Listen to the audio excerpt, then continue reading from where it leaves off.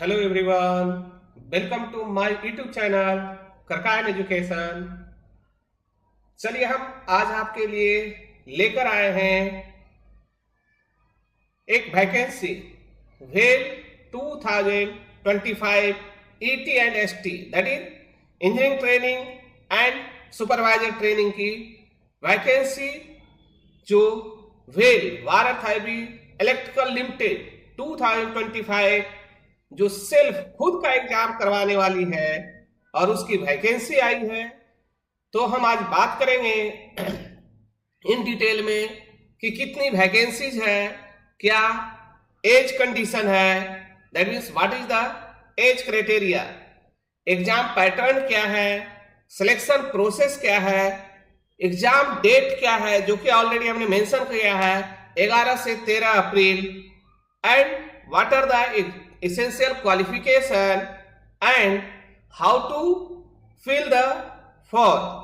तो चलिए ये आपको 4 सालों बाद वेल जो है 2025 खुद अब एग्जाम लेगी। इसके पहले गेट के बेसिस पे लेती थी, गेट के स्कोर के कार्ड पे। अभी फिर से वेल जो है आपको 150 ईटी में डिफरेंट ब्रांचेज हैं। तो चलिए हम स्टार्ट करते हैं वन बाय वन।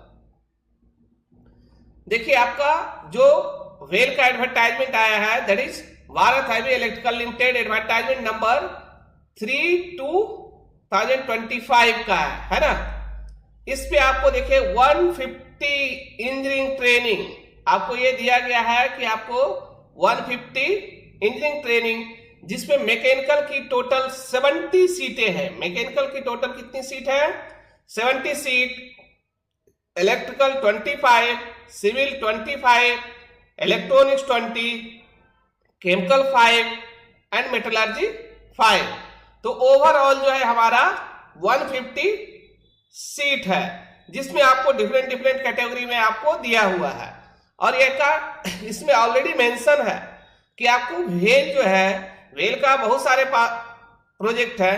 तो एक त्रिची में, Ranipet, Vizag, Bangalore and power sector site जो है उसी के लिए ये निकली है।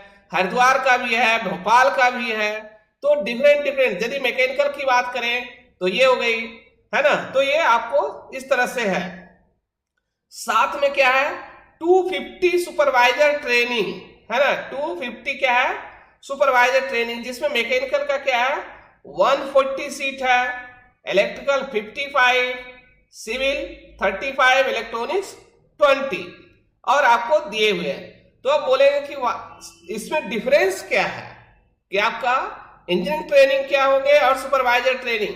तो देखिए एक एक करके हम डिस्कस कर देते हैं कि देखिए आपको जो इंजीनियरिंग ट्रेनिंग है दैट मीन्स इसको पहले एमटी के मैनेजमेंट ट्रेनिंग निकाला जाता था, अभी इंजीनियरिंग ट्रेनिंग है।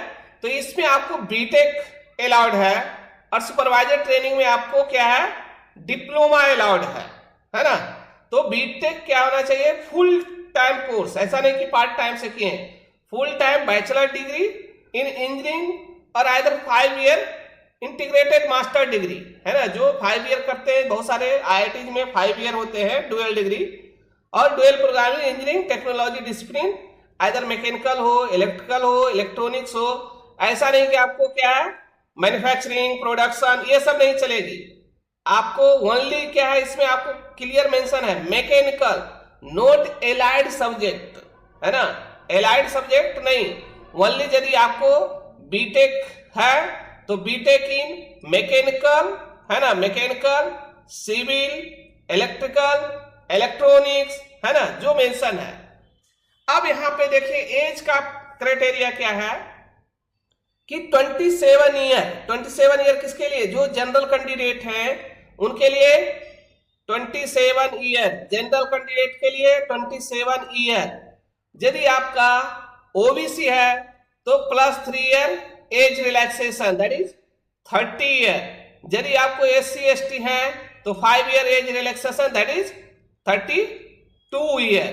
बट यदि आपने क्या है 29 having 2 year full time post graduation in engineering, either MTech है ये है और आइदर बिजनेस एडमिनिस्ट्रेशन एमबीए जो भी किए हैं, तो यदि एमटेक बेसिस पे है तो 29 ईयर किसके लिए है? आपको जनरल कैंडिडेट के लिए।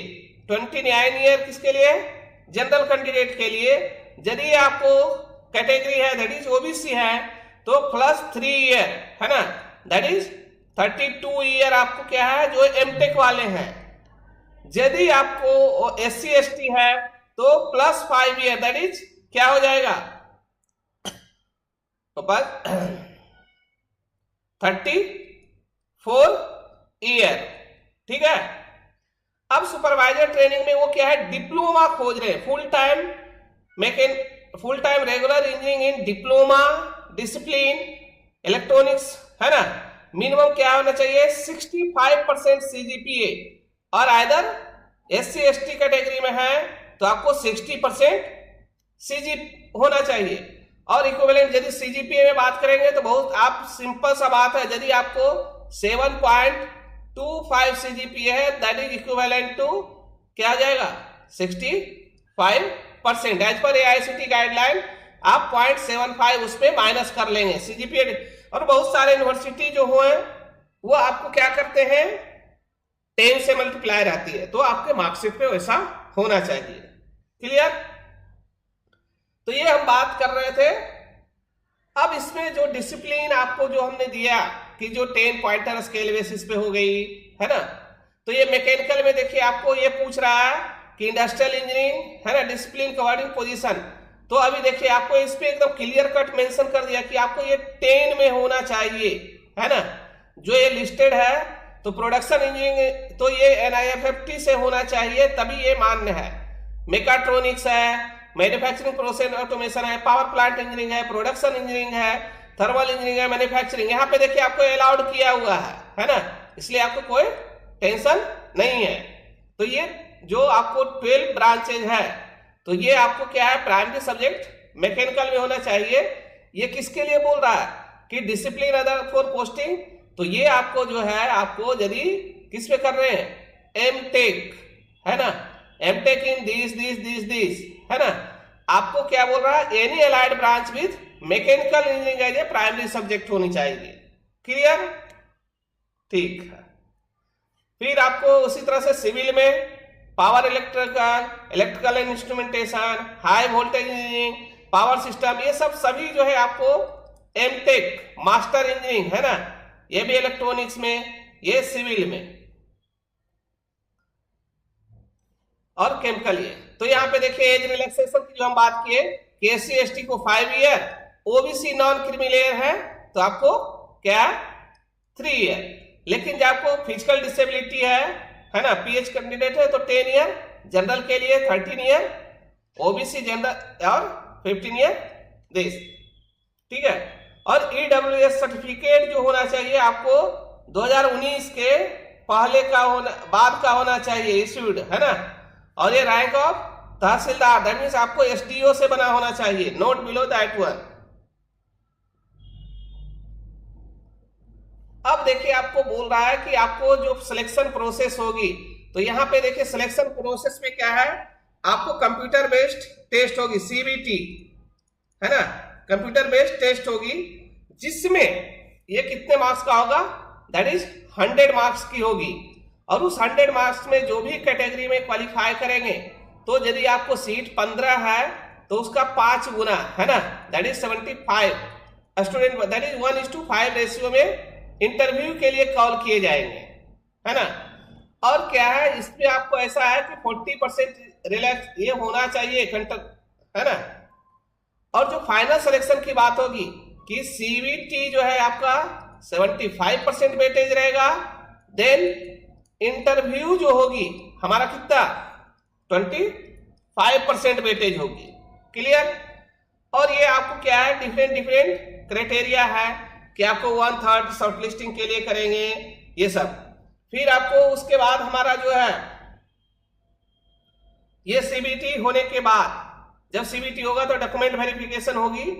और ये अब इसमें देखिए सैलरी, तो सैलरी क्या है आपको बेसिक जो है आपको 50,000 है ना, basic the 50,000 that means 50 to 1,60,000 का रहेगा।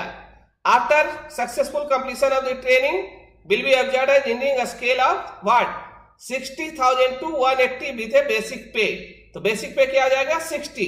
अब बेसिक पे 60 होगी, उसमें अलाउंसेस देखिए डीए ऐड होगी, पर्क रहेगा, आपको अदर अलाउंसेस रहेगी, लीव रहेगी, मेडिकल फैसिलिटी रहेगी, डिपेंडेंट फैमिली प्रोविडेंट फंड रहेगा, ग्रेचुइटी रहेगी, यूनिफॉर्म कंसिडर रहेगा, एचआरए, ऑल दिस है ना, सभी कुछ मिलाकर अप्रोक्सीमेट जो है आपको 12 लाख सीटीसी बनेगा ईटी का पर एनएम। क्लियर, उससे ज्यादा ही जाएगा। और ये जो है आपका सुपरवाइजर के लिए क्या है 32 से 1 लाख है ना, बेसिक पे हो गई, उसके ऊपर बहुत सारे डिफरेंट पर्क्स, इसका हम एक अलग से वीडियो बना देंगे। तो अभी जो आपका फॉर्म भरा रहा है उसका चार्ज कितना है, तो जनरल ईडब्ल्यूएस ओबीसी है तो एग्जामिनेशन फी 600 plus processing fee 400 plus GST, total जो है आपको 1072 रुपीज पे करने पड़ेंगे। यदि SC ST और एक्समैन सर्विस है तो आपको एग्जाम फी एग्जेम्प्टेड है और आपको टोटल 472 रुपीज पेड करने होंगे।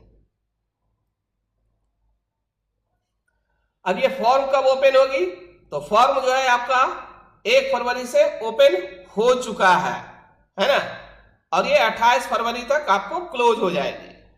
और जो आप कहां से जाएंगे, वेल कैरियर में जाइए, वहां से आप लॉग इन कीजिए तो एक एक करके हम उसमें आपका मिलेगा। और ये जो एग्जामिनेशन डेट दे रही है 11 से 13 अप्रैल के बीच में आपको ये एडमिट कार्ड इशू होगा, अप्रैल का फर्स्ट वीक में, और उसी में आपको मेंशन रहेगी कि कहां पे आपको होगा, है ना। देन ये सिलेबस है आपका, यदि ये केमिकल इंजीनियरिंग का सिलेबस है ना। देन सिविल इंजीनियरिंग का, मैकेनिकल इंजीनियरिंग का, देखने में लग रहा है छोटा टॉपिक है ना, 5 है, बट आपका इसमें सभी कुछ है ना। जैसे देखिए आपको manufacturing process, joining, machining technology, एक एक लाइन में लिख दिया, सभी कुछ आपको है। Metallurgy engineering and electrical, electronics है ना। तो इसमें आपको क्या पढ़ना है, जैसे हम मैकेनिकल की बात करें तो मैकेनिकल में आपको RS खुरमी है ना, RS खुरमी का ऑब्जेक्टिव आप पढ़ जाइए, इससे कुछ भी बाहर नहीं आने वाला है। जो इसका पीछे आप प्रीवियस ईयर पेपर देखेंगे जो पहले 2012 में हुए हैं है ना, 2011 में हुए हैं, ये सब प्रीवियस पेपर उठाएंगे तो आपको RS खुरमी और RK जैन, तो RK जैन बहुत मोटी बुक हो जाती है, तो आप क्या है RS खुरमी उसको पढ़ लीजिए, उसमें आपको सारा कवर हो जाएगा। क्लियर। और यदि आपको मैकेनिकल इंजीनियरिंग से है, हम मैकेनिकल बैकग्राउंड है तो मैकेनिकल इंजीनियरिंग से है, तो हमने ऑलरेडी RS खुरमी बुक का मैकेनिकल ऑब्जेक्टिव सीरीज चालू कर रखा है, तो आप उसको चैनल पे जाकर देख सकते हैं, आपको प्लेलिस्ट में सारे वीडियो मिल जाएंगे। तो यदि आपको वीडियो अच्छा लगा है तो आप, जानकारी अच्छी लगी है तो आप शेयर कीजिए, लाइक कीजिए, और चैनल पे नए हैं तो चैनल को सब्सक्राइब कीजिए। Thank you, thanks for watching.